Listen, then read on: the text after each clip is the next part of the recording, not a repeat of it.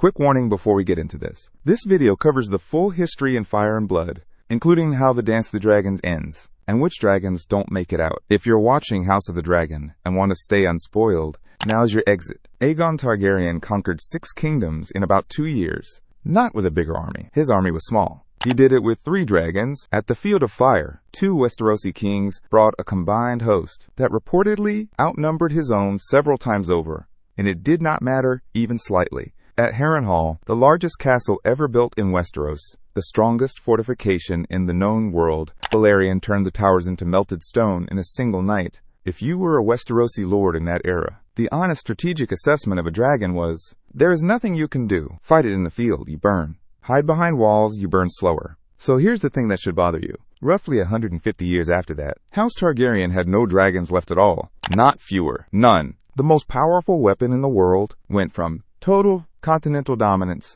to extinct, and the people who lost them were the people who owned them. And that's the argument I want to make. Dragons are almost impossible to defeat in a conventional battle.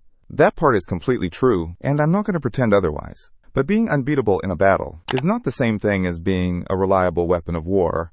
Those are 2 different tests, and dragons passed the first one and failed the second one badly. Their greatest losses didn't come from enemy armies meeting them head on.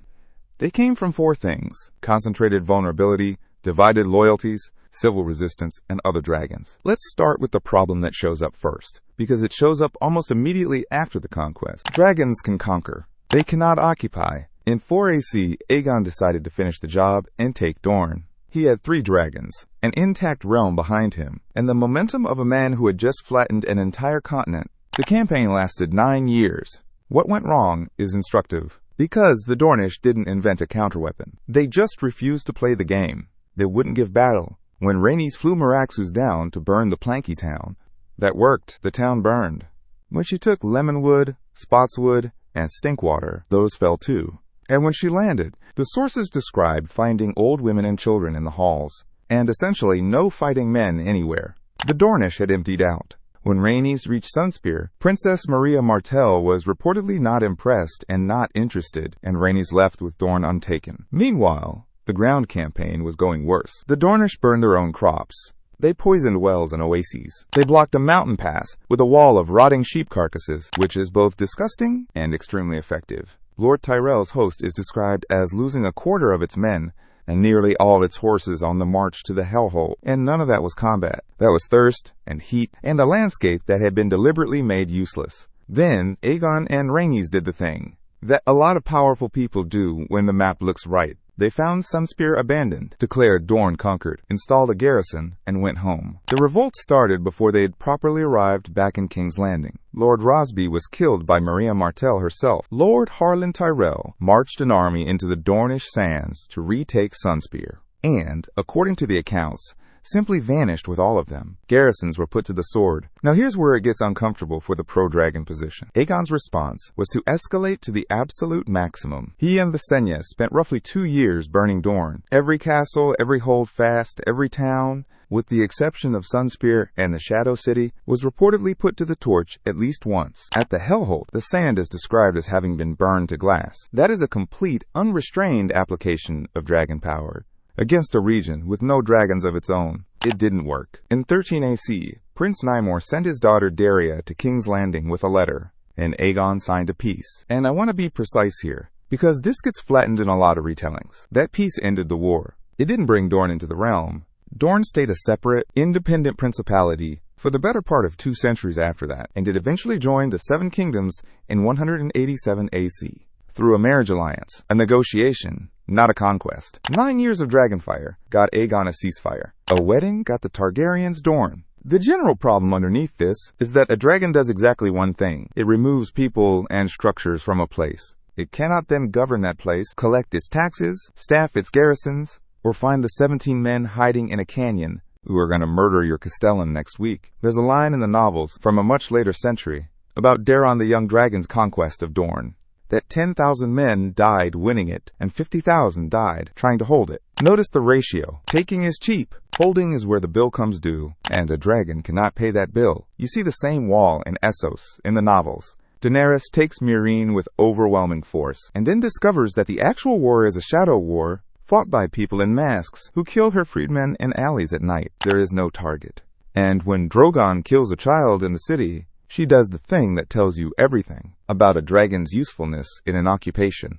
She chains 2 of them in a pit underground and stops using them. Her ultimate weapon turns out to be unusable in the exact situation she's actually in. That's the first crack. Here's the second, and this one is structural. Concentrated power creates concentrated risk. A dragon is the most extreme concentration of military force imaginable. Every advantage the Targaryens had sat on top of a handful of individual animals. And the problem with putting all of your power into a single object is that a single object can be hit. In 10 AC, at the Hellholt, a scorpion bolt went through Meraxes' eye. The dragon came down. Rhaenys came down with her. Sit with the exchange rate on that. 1 artillery bolt from 1 crew in 1 moment, and House Targaryen lost a third of its dragons and 1 of its 3 rulers simultaneously. There is no equivalent to that in normal warfare. You do not lose a third of your army to a single shot. An army absorbs losses. It has depth. A dragon has no depth. It is a single point of failure with wings. And I want to be careful here, because Meraxes is genuinely the clearest case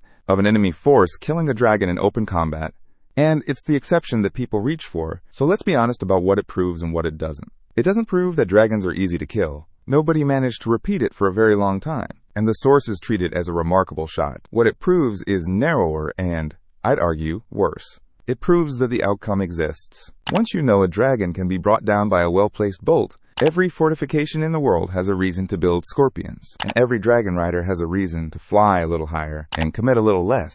A weapon that can be destroyed by a lucky shot becomes a weapon you're afraid to spend. There's a second layer to this. The dragon isn't the whole weapon system. The rider is. And the rider is an unarmored human being, sitting on the outside of the animal, hundreds of feet in the air, with no restraint. Rhaenys didn't die of dragonfire or a wound. She died of the fall. Prince Joffrey Valerian later died the same way, thrown from a dragon that wasn't bonded to him. Every dragon in Westeros was, functionally, a weapon with an exposed and extremely fragile control system bolted to the top of it. Which brings us to something worse than fragile. The weapon can change sides. This is the part that I think gets underrated, and it's the one that has no parallel in ordinary warfare. A castle cannot defect. A ballista cannot decide it likes the other army better. A dragon is bonded to a person, and people have opinions. During the Dance of the Dragons, Rhaenyra ran into a shortage that no amount of gold could fix. She had dragons without riders. Vermithor and Silverwing had been sitting on Dragonstone unclaimed for decades. Enormous, mature animals representing overwhelming combat power, completely inert because nobody could ride them. So she opened it up. She called for anyone with Targaryen blood, however illegitimate, to try to claim one. This is the sowing of the seeds, and it worked in the sense that she gained dragon riders, and it worked in the way you'd expect, in the sense that several people were burned alive attempting it. 2 of the men who succeeded were Hugh Hammer, a blacksmith's bastard who claimed Vermithor, and Ulf White, who claimed Silverwing. Both fought for her, both were useful, and at the first battle of Tumbleton, both of them turned their dragons on her own army. Read that again. 2 of the largest dragons in the world switched armies in the middle of an engagement and then burned the town they had been sent to defend. Rhaenyra didn't just lose 2 dragons. Her enemy gained 2 dragons, which is a 4-dragon swing in a war where the total number in the world was around 20. There is no conventional weapon that can do this to you. The follow-on damage was arguably worse than the battle. Rhaenyra concluded that no dragon seed could be trusted, which was an understandable reaction and a catastrophic one. She moved against Sir Adam Valerian, who had done nothing but fight loyally for her. He fled. His father, Corlys Valerian, was arrested for warning him, and the Valerian forces, which reportedly made up more than half of her strength, began walking away from her cause. Some of them went and joined the mob that was forming in the streets of King's Landing, which is the perfect handoff to the last pillar, because that mob is where this whole argument lands. Terror creates the resistance that destroys it. The entire theory of dragons as a weapon rests on fear. You don't actually need to burn every city. You need everyone to believe you could. Fear does the work, cheaply, without expending the irreplaceable asset. For 3 generations that held. Then the dance happened, and the small folk of King's Landing spent years watching dragons burn the realm over a succession dispute that had nothing to do with them, while food stopped coming into the city. After Queen Helena's death, the city broke. A preacher called the Shepherd stood in Cobbler Square and told an enormous crowd something very simple. The dragons will burn all of us, so we have to kill the dragons. And they went and did it. The mob stormed the Dragonpit. The dragon keepers, fewer than 50 of them, died to a man defending it. The crowd broke through the lesser doors with crude rams and axes, and climbed in through the windows. Inside were 4 dragons: Shrykos, Morgul, Tyraxes, and Dreamfire. They were chained. They could not fly. They fought with claws and teeth and fire in an enclosed stone space, and they killed an enormous number of people doing it. All 4 died. Outside, Syrax died too, after Prince Joffrey Valerian tried to reach the pit on a dragon that wasn't his, and was thrown to his death. The dome of the Dragonpit cracked, and the building came down burning. 5 dragons, in one night, killed by civilians with hand tools.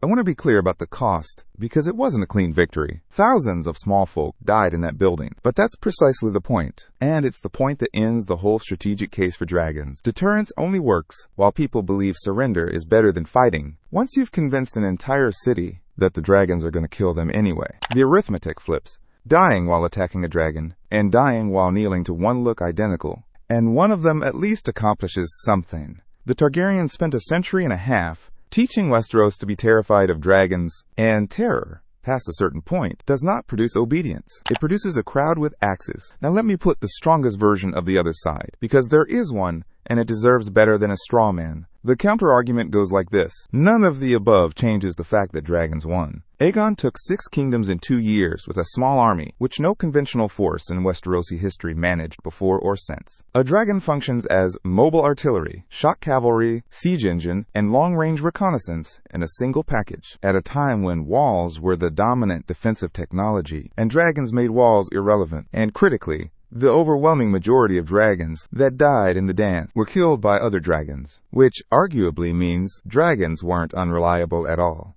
It means they were so effective that the only thing capable of stopping one was another one. By that reading, the Targaryens didn't have a weapons problem. They had a family problem. That's a good argument. I think it's about 70%, right?